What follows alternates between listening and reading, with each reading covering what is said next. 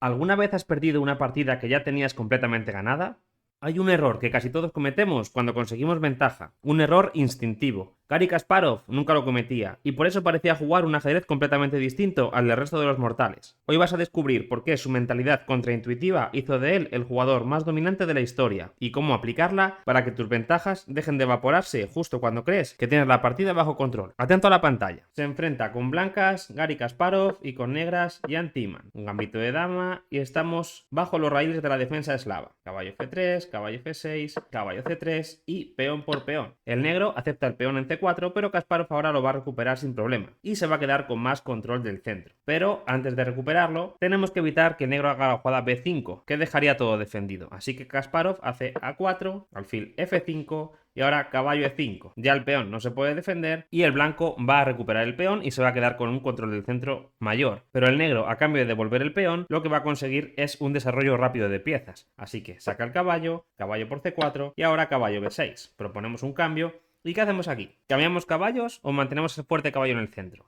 Eso es, Kasparov mantiene el caballo y lo coloca de nuevo en E5. Y ahora caballo D7. Timman está intentando simplificar la partida o incluso esperando quizá una triple repetición de jugadas. Pero este es el primer error de la partida. ¿Cómo podemos aprovecharlo? Un jugador de 1800 pensaría en estático. Cambio caballos, limpio el tablero, buscando guardar su pequeña superioridad en el banco. Pero uno de los mejores jugadores de la historia ve que puede conseguir la iniciativa y a partir de ahora Kasparov ya no va a soltar a su presa y hace dama B3. Doble amenaza sobre F7 y sobre B7. El negro está obligado a cambiar caballos, peón por y ahora caballo G4. Timman mejora su pieza, presiona el punto E5 y ¿qué hacemos con blancas? El peón de E5 está ahora desprotegido, pero Kasparov no gasta ni un solo segundo en defenderlo y juega dama por B7. Lo que vas a ver a partir de ahora no es un ataque. Cuando Kasparov conseguía una ventaja, no intentaba conservarla, la destruía, la gastaba para transformarla en algo superior. Caballo por E5 y aquí ocurre algo muy raro. Kasparov va a renunciar voluntariamente a un peón de ventaja y aún así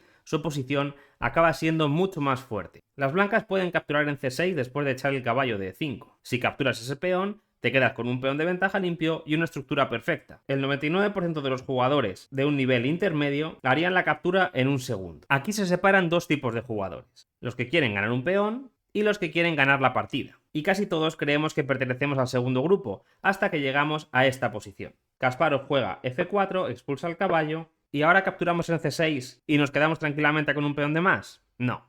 Kasparov no quiere un peón de más, prefiere la iniciativa y juega E4, ganando otro tiempo sobre el alfil D7. En este momento, Timman deja de jugar al ajedrez, solo intenta seguir vivo. Todas y cada una de sus respuestas son obligadas, no está ejecutando ideas, está reaccionando a una crisis. Y Kasparov continúa, F5, otra amenaza, caballo E5 y alfil F4, otra más. El negro no puede hacer otra cosa que defenderse constantemente. F6. ¿Cómo continuamos ahora con blancas? Eso es, alfil por E5, capturamos, F por E5 es obligada, y ahora la estructura del negro ha quedado rota. Además, ha debilitado mucho el rey negro y se ha abierto la diagonal blanca de H5 hasta E8. Pero la dama blanca está lejos. Un jugador de club aquí enrocaría para proteger su rey, pero Kasparov vuelve a cambiar la seguridad de su rey a cambio de la parálisis del negro y hace torre D1. Traemos una pieza más a jugar y creamos la amenaza de ganar material en D7. Quiero que ignores completamente las piezas blancas. Mira únicamente las piezas negras.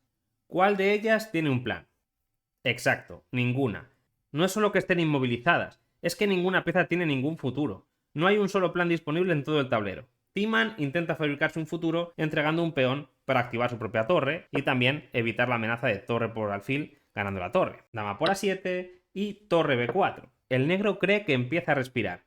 La torre busca algo de actividad, pero una torre solitaria poco puede hacer. La principal idea del negro es que el alfil venga a C4 y que entren más piezas blancas al ataque. Pero el blanco sigue queriendo desarrollar piezas, así que alfil E2. Otra jugada de desarrollo que amenaza con venir a H5 ganando la partida, ya que después de G6, que sería única, pues comemos y no me pueden comer porque esto sería jaque mate. Así que G6, otra jugada defensiva. El negro tiene que evitar la amenaza de Kasparov. ¿Y cómo continuar ahora? Torre F1, otra amenaza, otra defensa, otra amenaza, otra defensa. Si haces una fiesta, no dejes a ningún amigo tuyo sin invitación. El espectador está viendo el tablero, pero Timman está viendo un reloj de arena que se vacía. Intenta esconder la cabeza a la desesperada y hace alfil G7. Timman ya está muy cerquita de conseguir enrocar. Si Kasparov intenta conservar lo que tiene, la ventaja se disuelve y el negro sobrevive, pero las blancas no se la guardan. Kasparov la hace estallar. F por G6, una jugada que abre la columna para la torre y ahora el rey negro no va a poder encontrar un sitio seguro nunca más. Si el negro aquí capturase con H por G6, pues vendría un bombazo, vendría torre por D7, dama por D7 y este rey no tiene salida porque la torre le corta la columna F, así que ahora vendría jaque, tienes que cubrir con la dama, jaque, tienes que volver a cubrir con la dama, jaque y te come el alfil y estoy en una posición totalmente ganadora. Así que Timan no puede hacer H por G6 y decide que lo mejor es hacer torre D4, intentando bloquear la columna para evitar el sacrificio de torre por D7. Y ahora viene la última jugada de Kasparov, alfil H5, y en este preciso instante Jan Timan detiene el reloj y abandona de inmediato. ¿Por qué? Porque la única jugada que podría parecer que defiende todo es H6, porque si no me vas a comer con jaque a la descubierta y mate. Pero H6 no defiende todos los problemas, porque te viene torre F7, una torre en séptima fila que congela al rey en su propia tumba, y además atacar al alfil. Y al negro solamente le quedaría hacer algo como torre por D1, caballo por D1, y en cuanto el caballo se una a la fiesta por F5, estás perdido. El material está igualado, pero el negro se rinde porque el caballo blanco va a entrar por E3 y F5 de forma inevitable. La posición no ha caído por falta de piezas, ha colapsado porque Timan se ha quedado sin futuro. Durante toda la partida pensamos que Kasparov estaba atacando, pero no era eso. En realidad, llevaba 15 jugadas impidiendo que Timan pudiera jugar al ajedrez. Capablanca te enseñó a simplificar el cálculo. Petrosian te enseñó a matar la coordinación del rival antes de que empiece a atacar. Y Kasparov cambió para siempre lo que significa tener ventaja, porque la mayoría de jugadores tratan la ventaja como un trofeo que deben proteger y almacenar en el banco. Pero en el ajedrez de alto nivel, las ventajas muchas veces no son permanentes. Tener más espacio, la pareja de alfiles, quizá un peón de más a cambio de la iniciativa del rival, o una buena posición. Kasparov nunca protegía una ventaja, la gastaba. Un peón por iniciativa, la iniciativa por espacio, el espacio por ataque y el ataque por la partida. Las ventajas no se conservan, las ventajas se convierten. Esa es la ley de Kasparov. Las partidas se ganan sobre el tablero, las leyes de ajedrez se aprenden aquí. Si quieres que sigamos construyendo juntos este mapa de leyes mentales para dominar el tablero de verdad, dale a me gusta, al hype, comenta algo y suscríbete para no perderte la próxima ley que le falta a tu juego. Y nos vemos en el próximo tablero. ¡A subir elo!